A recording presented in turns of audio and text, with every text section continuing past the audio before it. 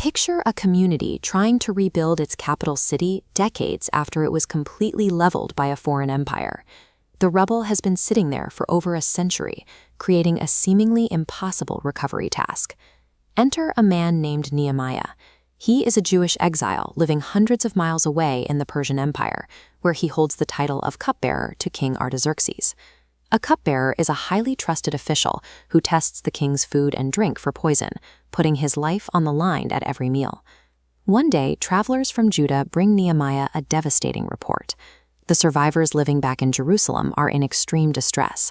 The city's defensive walls are completely broken down, and its gates have been destroyed by fire. Without a wall, those survivors are entirely defenseless against local raids. Nehemiah's dangerous job gives him direct, daily access to the most powerful man in the empire, making him the only person capable of turning this distant tragedy into a strategic recovery project. When Nehemiah hears this news, he resists the urge to rush into the throne room in an emotional panic. He sits down, weeps, and spends days fasting and praying, waiting for the exact right moment to approach the king. This request carries immense risk. Jerusalem has a long history of rebelling against empires, and asking to leave his post to fortify a notoriously troublesome city could be seen as treason. Nehemiah is gambling with his career and his life. The careful patience pays off. He asks Artaxerxes for permission to return and rebuild, and the king agrees. He leaves the palace with letters guaranteeing military safe conduct and a royal grant for timber from the king's own forest. Nehemiah walks out with full imperial backing, proving that audacious faith paired with careful political maneuvering creates the foundation for a successful turnaround operation. Nehemiah arrives in Jerusalem, but keeps his royal mission a secret for 3 days. He knows local officials will likely try to sabotage the project if they learn his plans too early. To get an accurate assessment of the damage, he takes a midnight horseback ride down into the steep, rugged terrain of the Kidron Valley to privately audit the severity of the structural decay. This map shows the vast physical footprint Nehemiah had to secure. To handle this massive scope, he pitches a decentralized strategy: let us rise up and build. He divides the perimeter into small sectors, assigning families to rebuild the section right outside their front doors. By securing ground truth intelligence first, he was able to take a fractured, exhausted population and rally them around a shared, actionable vision.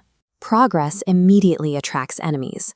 Regional governors like Sanballat and Tobiah realize that a fortified Jerusalem is a direct threat to their own local power and influence. At first, they try public mockery and psychological intimidation. When that fails, they organize a physical military strike to attack the builders and create confusion. Nehemiah executes a brilliant defensive pivot to protect the project. He splits his workforce directly down the middle, with half of the people continue in construction, while the other half stand guard with shields, spears, and bows. The working conditions become incredibly tense. The citizens carrying materials do their work with a construction tool in one hand and a weapon strapped to their side.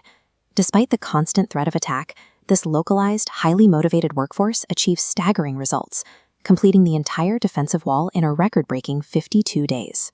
The turnaround succeeded through an operational strategy that neutralized active threats without stalling the work, proving that a recovery requires constant tactical adaptation.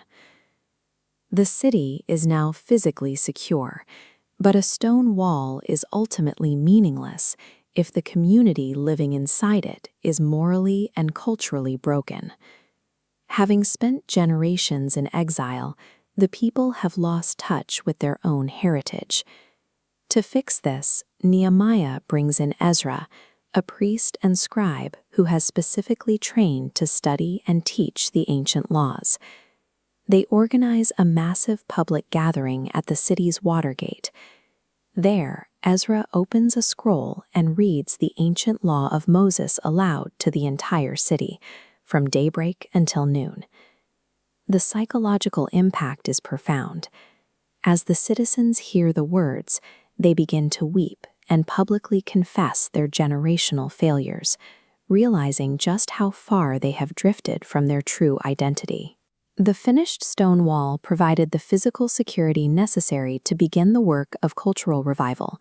a task that required far more than mortar and bricks. Nehemiah and Ezra tell the people to stop mourning and start celebrating. The community officially renews its covenant and holds a joyous, historic festival. With the culture stabilized, Nehemiah institutes sweeping policy reforms.